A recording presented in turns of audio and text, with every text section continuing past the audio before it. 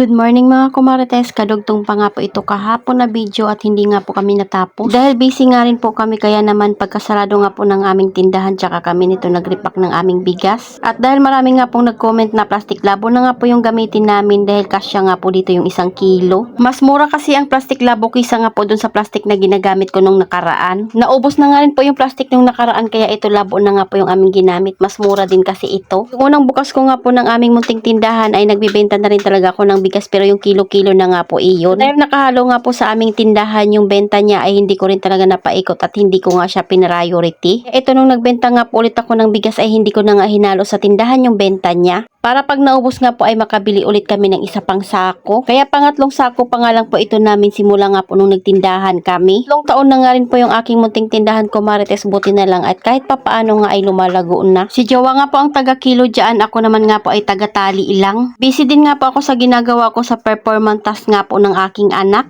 Sabi ko nga kay Jowa ay wag niya nga muna kiluhin lahat dahil baka masikip nga po doon sa aming nilalagyan.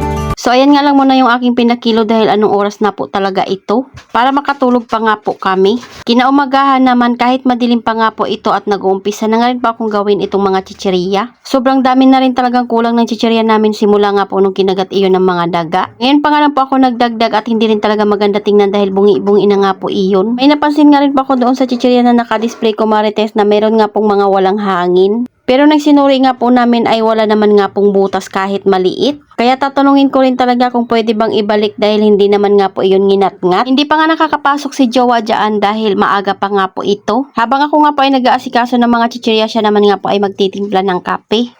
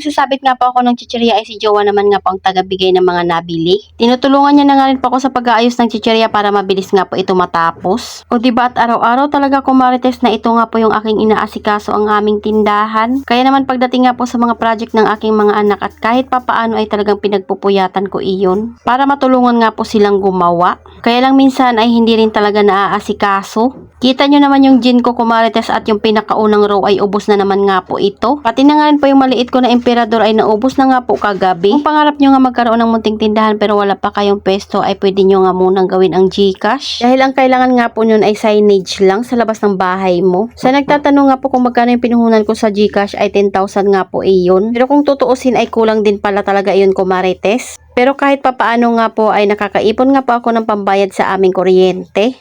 Ayun lang naman yung mahalaga sa atin kumarites, ang makapag-isip nga po kung paano nga po makatulong sa pagbabayad ng mga bills. So ayan, at tapos na nga rin po ako mag-display ng aming mga chichirya kumarites at ito na nga po talaga yung pinaka-itsura niya. Puno na naman nga po ito. So ayun lang muna kumarites, salamat sa panonood, follow for more, God bless us at sana i-share nyo na nga rin po itong aking video.